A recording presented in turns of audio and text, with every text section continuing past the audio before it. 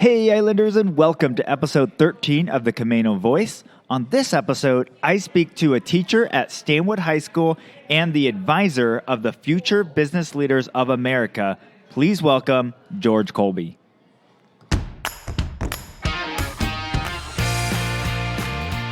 Hi, I'm Brandon Erickson, and you're listening to the Camano Voice podcast, where I interview folks around Camano Island and beyond. If you want to stay up to date on events, businesses, and even hear a little history of this area, subscribe to this podcast and share with your friends. Thanks for listening. Hey Islanders, and welcome to another episode. On this episode, George and I get into discussing FBLA, which is Future Business Leaders of America, which is a really neat organization that works with high schoolers and teaches them real-world skills such as interviews, business plans, financial planning, stuff like that. And George has actually been an advisor for FBLA for 25 years at Stanwood High. So a really long time, and has been doing a fantastic job. So I've actually got to work with some of his students at the Frozen Explosion booth at the Stanwood Camano Fair. And they're just outstanding students. He's done such a good job working with them, building their self-confidence, and building a great work ethic with them. Another thing is, at the end of this interview, I actually had a follow-up conversation with George, and I wish I'd recorded it, but we had already cut the recording and put the equipment away. But George was speaking about how he's had a stutter that he's had to deal with most of his life, and with that, he was always tempted to maybe go into something that didn't make him, speak on a regular basis, something like truck driving or something where he could just kind of do his job, not talk to people. But instead, he's used it as a way to reach other people and is, in a job that's a main part of what he does. I mean, he's literally paid to speak, to teach these kids and to work with them. And he uses it as a tool for other kids because everyone has something that they struggle with, something that's difficult. And he's used that to be able to help other students get out of the comfort zone and work through whatever it is to be able to achieve a great success. So I just thought it was really inspiring. I wish I'd been able to record that part of the conversation. But without further ado, here is my conversation with George Colby. Hey Islanders, it's Brandon with the Camano Voice, and today I'm speaking with the advisor of the Future Business Leaders of America, or FBLA, and a teacher at Stanwood High School. Please welcome George Colby. How are you doing today? I'm doing well, Brandon. Yourself? Doing well. So we'll get into everything, but first, before we get started, can you tell us a little bit about George Colby? Well, I was born in Silverton in '68, and then from there I moved to the East Coast.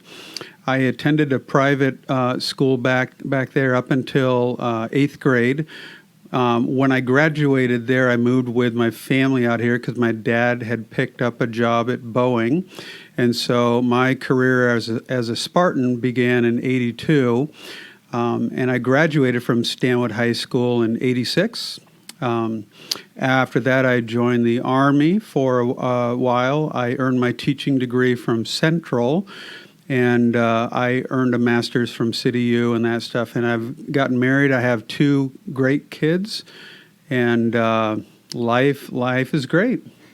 That's awesome. So you grew up on the East Coast until about what age then? I moved out here as a 9th grade kid, so I graduated there in 8th grade, and then that summer we spent time here in Stanwood. Okay. How was that transition because that's kind of a formative time, like you've got your friends from junior high, you're like all pumped to go into high school, and then you move. How did that go?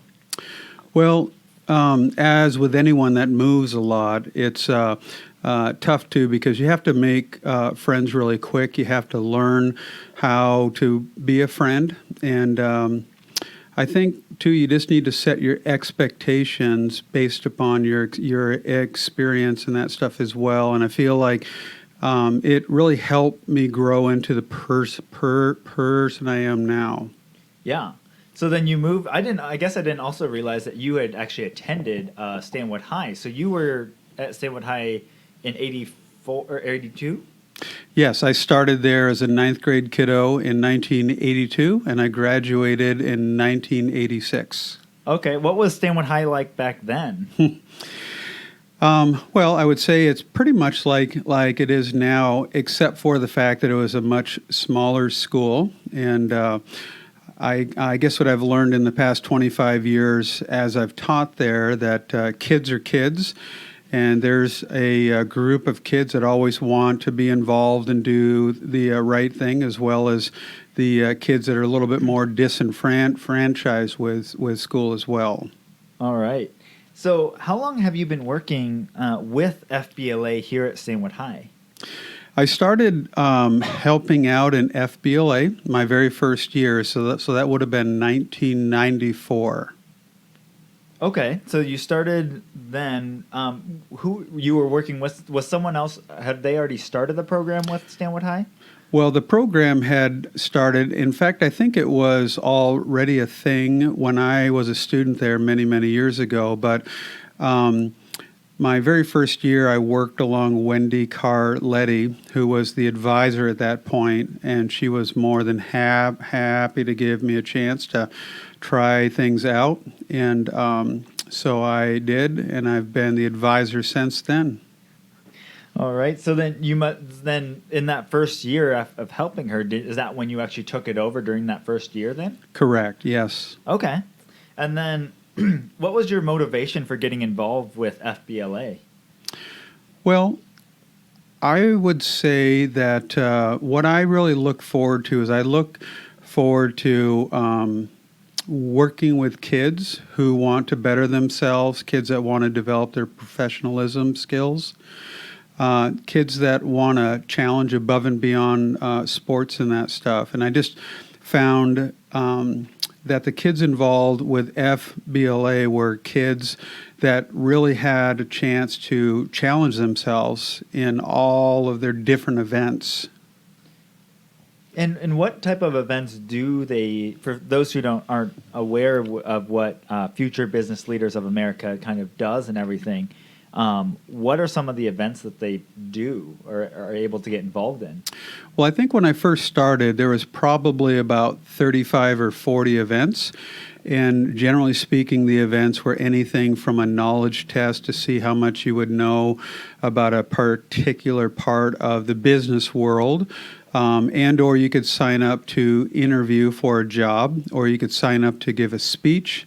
There's also places in there as well too that you could give a team speech. You could also develop a web page. You could do a video and that stuff. And so now after 25 years, I've really seen things grow. And I believe now we have about 80 events or so at this point. Wow. Okay. So, and then has that stayed within those general categories, or does that continue to expand from there? With the exception of, it seems like that we've added a bunch more events that have to do with programming skills. It's still pretty much the same thing. It's just that we've come up with new ways to test and measure the business school of our students. Okay. Can you share a favorite story you have from FBLA? A favorite story that I could share was a student named Lindsay, and this was probably about 15 to 18 years or so ago. And Lindsay was a student that really excelled in the sports world. She played 3 sports and was really known for her athletic skills. And I encouraged her to try out FBLA. And I think she signed up for a public speaking event of some sort. And as I recall the story, I think she earned, say, second or third place or so. But I just remember that when the day was done and the bus was back at school, she was out front waiting for her mom, and she had tears in her eyes. And I asked her what's wrong, and she said, well, you know, up until now, I've always been known for my skills on sports field and that stuff. And this is the first time I've won an award for being smart and doing a speech. And I would say that there was the hook that really caught me up and made me want more and more of that kind of story. Well, yeah, and then with each student you've worked with, you get to see that progression of. You with your program, how many freshmen do you get in each kind of next round?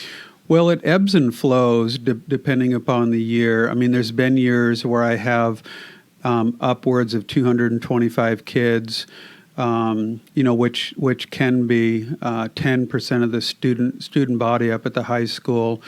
And there's been some years too where it's just about 80 kids or so. But the cool thing is that I just love watching kids grow, and I love to see that light bulb come on where they start to think about what's next beyond high school, and they want to make sure that they have the skills and experience, with the friends that they make in FBLA to be a success.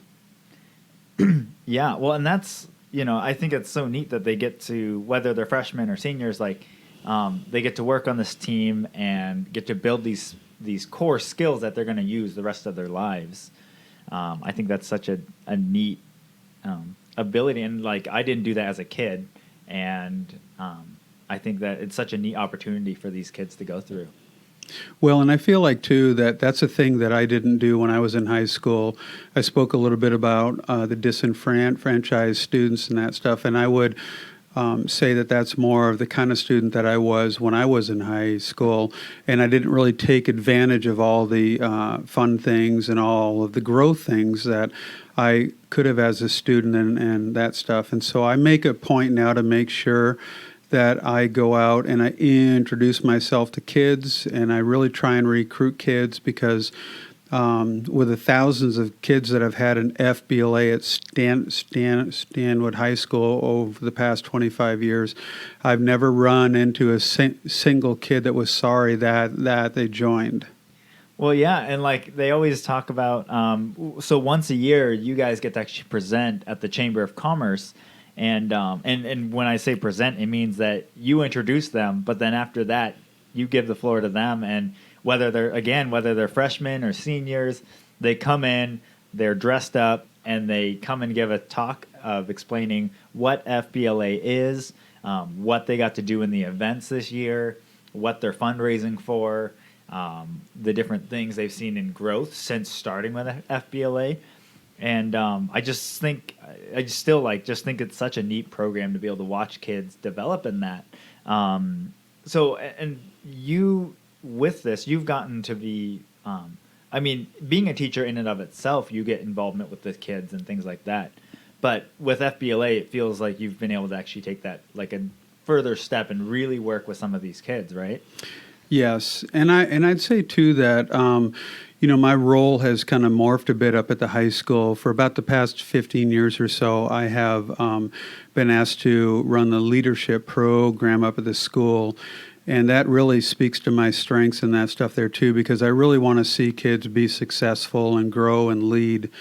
And I just feel like in the past 25 years, there has only been 1 year that I didn't attend nationals with our students, and that's just because I had some things going on in my own life and that stuff. But so I've taken kids to nationals for the past 24 years in cities across the USA. Yeah, and that's the other thing that I think is incredible is specifically with the Stanwood branch, you guys have done very well across the board. Consistently throughout that time. Well, and what's neat too is when kids get to the point of competing at the national competition, it's really cool in the midst of all the the Texas and the East Coast states and that stuff, to hear our little school being called out because we had a student that placed in the top 10 in their event, and that's an exciting thing for students to see and hear and that stuff, and that kind of breeds more success and kids kind of coming back because it kind of sells itself. I mean, kids, I do believe that kids are good kids, and that all kids want a chance to grow and to thrive. And I would say that FBLA has been a great place for a kid to hang their hat for these many, many years now. Yeah, and just being able to see that I think just some kids just need that little extra push to get involved in something, and then once they do, like their growth accelerates and all of that. So. In fact, we've got to work, me personally, with one of the companies that we work with or own. We get to have worked with FBLA for the last 3-4 years at the Stanwood Camano Fair with the Frozen Explosion. And it's been just, up until that point, we were working the booth, and we would work with either our team from different parts of the business, or we'd try and bring in a crew that was just for that weekend. And consistently, we struggled with getting good helpers and making it work, both hours-wise and with everyone. And then at one point, the guy that was managing Frozen Explosion, his name is Alexander, got in touch with you, and you guys were talking and decided, right, that, hey, maybe we could work together here on this project. What was that? How did that kind of start that conversation? Well, when he originally reached out to me, I always look for things where that there's a benefit to both the person who asked as well as to us as well too. And I know that we have gone around before and just asked folks to donate to our cause just because it is expensive to travel as a student and that stuff. But I really like when my students can learn a job skill. They can test out what they've learned with customer service and those things like that gives students a chance to shine in that way. And for instance, Camano Island Chamber of Commerce just reached out to me in an email the other day and asked if I would still have students to send to the chili chowder feed that's coming up here in November. And that's important to me, that kids get a chance to shine, but they also get a chance to try out their skills in a way that it doesn't really count yet as far as a job. Yeah, and I mean, I think the thing that stood out so much is the first year. I mean, up until that point when we were working the stand, whoever was managing that stand, whether it was Alexander or myself, we couldn't really leave the stand because we felt like things would just fall apart as soon as we did. And they kind of did. Like, our team would freak out, like, oh, we have 3 people in line, whatever it was. The first year that we worked with the FBLA students, we had, a crew come in, and we trained them up on Frozen Explosion, how to make the drinks, how to serve the customers, what to say when they walk up to the counter. And like that first day, we weren't expecting much because we'd worked with high schoolers before, and it was just worlds different than what we had experienced in the past. And it went so well that first year. There was a point on Saturday, which is by far the busiest day, that Alexander and I were able to take a lunch and sit down and eat, which normally we just would try and eat on the fly, run out, grab a bite, and then put it down and then come back in. We were able to sit down and watch, just at a picnic table next to it, and watch the students handle customers that came up. They had some pretty good rushes too, and not get stressed, enjoy the entire time, and just get the drinks out. And it was really, that was when we were like, wow, this is such a neat program, teaching these kids these skills, and really to just bring in this next generation of workers and our, really our future. So, yeah, I mean, just the personal testimony to seeing how well that program has done in bringing kids up and really maturing them and preparing them for the real world. Um, so then, we talked about with the frozen explosion stand and with different things, like you like to be able to get the students where they're able to actually help out, and kind of get some of those hands-on skills as well as raise money. What are other ways that people can get involved in supporting FBLA and what you've been working on?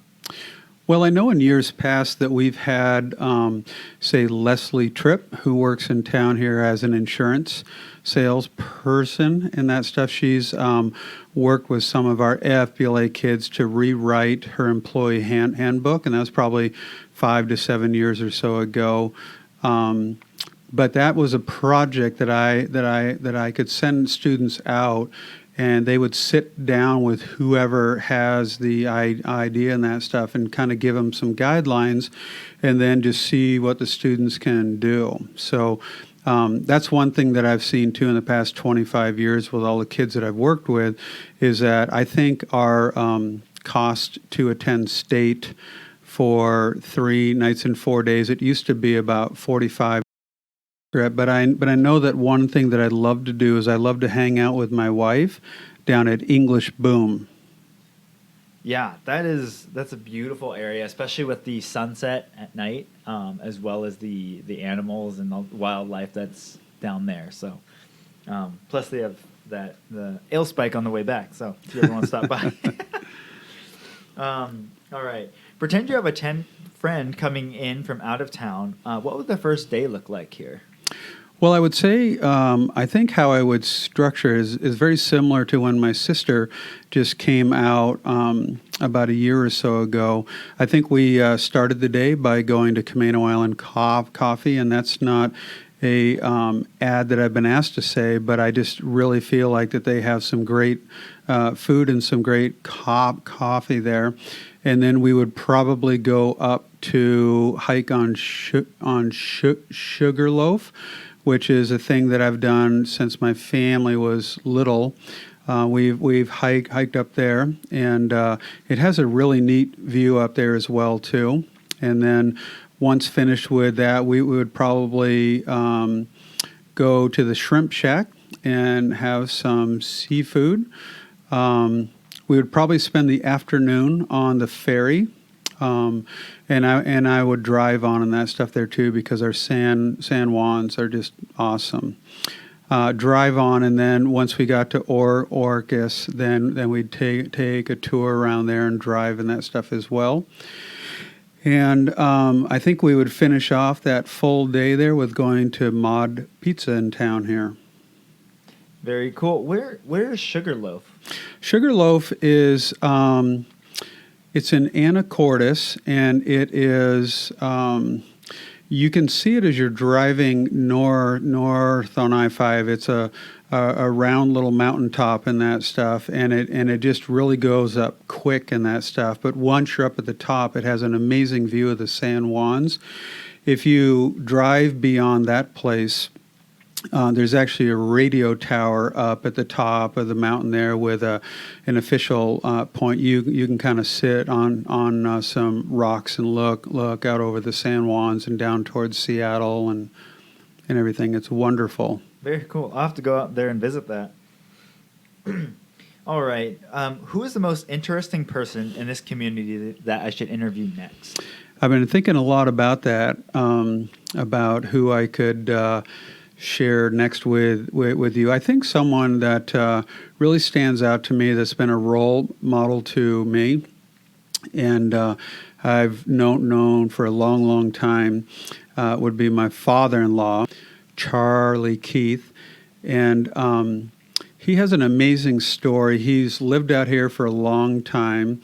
He has quite the story with a daughter who had some issues as a young girl and that stuff. And I just think that you would hear a lot about what makes him special and that stuff, and then all the years that he spent serving the poorest of the poor when he worked for World Vision.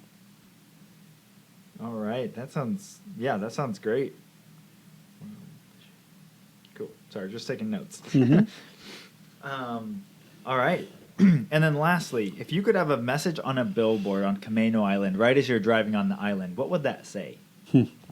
It's funny, when I work with the kids at school and that stuff, we do a lot of kind of studying quotes and that stuff. And I think right now, what I'd want it to say in that stuff would be, today is the best day to live your best self. And I think what I mean by that is that we are only guaranteed today. We don't know if we're going to be here tomorrow, and we can't change our past. And I think from my perspective of working with kids at high school that have a tendency to put things off until the last minute, or they tend to talk in terms of when I graduate or when I get married or when I graduate from college. And I think that, and this even speaks back to me as a student there, that I didn't really take advantage of things like I could have and should have as a high school kid. But you don't have to wait until a certain point to start to live that best life now. Yeah, I think that's a great point. Good news is I never did that as a high schooler, so I didn't have to worry about that. Just kidding, of course. I think that's an excellent point. And I think that's true. I think that's true whether you're in high school or if you're, much older as well. I think you can always kind of focus, like be able to say, no, today is the day I'm going to be able to do this. And Mm-hmm. All right. Well, George, thank you so much for joining me on the podcast today. Thank you, Brendan. All right. Thank you, Islanders, for listening, and I'll talk to you on the next one. Well, a big thank you to George Colby for joining us on the podcast today, and thank you for listening. If you haven't already, be sure to rate, review, and subscribe to our podcast on your favorite podcast platform. And if you want more information on this episode or previous episodes, go to CamanoCommons.com/podcast. That's CamanoCommons.com/podcast. Thanks for listening, and see you next time.